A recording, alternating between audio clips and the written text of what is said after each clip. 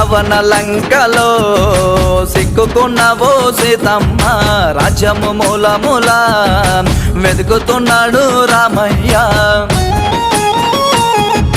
హనుమయ్య కొండంత అండదండతోని నీ అడుగు జాడలు గుర్తు తెలుసుకొని వస్తాడమ్మా వస్తాడు నీ చెంతకు రాడే వస్తాడు